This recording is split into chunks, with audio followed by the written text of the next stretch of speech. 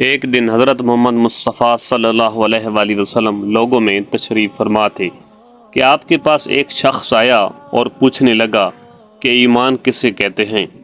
آپ صلی اللہ علیہ وآلہ وسلم نے فرمایا کہ ایمان یہ ہے کہ تم اللہ پاک کے وجود اور اس کی وحدانیت پر ایمان لاؤ، اور اس کے فرشتوں کے وجود پر، اور اس اللہ کی ملاقات کے برحق ہونے پر، اور اس کے رسولوں کے برحق ہونے پر، اور مرنے کے بعد دوبارہ اٹھنے پر ایمان لاؤ۔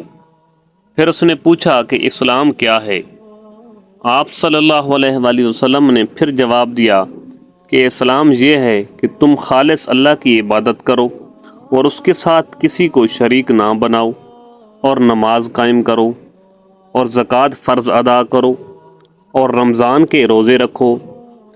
پھر اس نے احسان کے متعلق پوچھا۔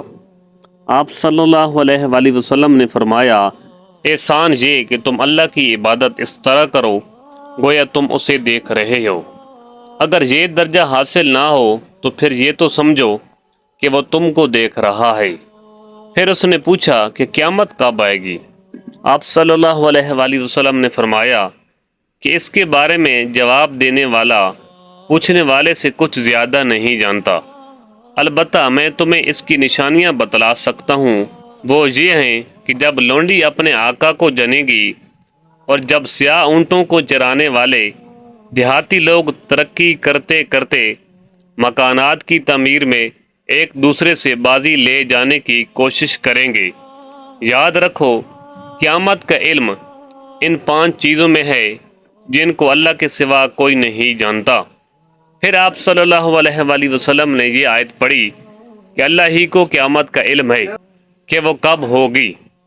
آخر آیت تک پھر وہ پوچھنے والا پیٹھ پھیر کر جانے لگا۔ آپ صلی اللہ علیہ وآلہ وسلم نے فرمایا، اسے واپس بلا کر لاؤ۔ لوگ دوڑ پڑے مگر وہ کہیں نظر نہیں آیا۔ آپ صلی اللہ علیہ وآلہ وسلم نے فرمایا کہ وہ جبرائیل علیہ السلام تھے جو لوگوں کو ان کا دین سکھانے آئے تھے۔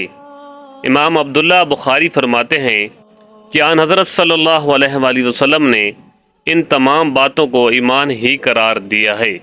صحیح بخاری حدیث نمبر 50۔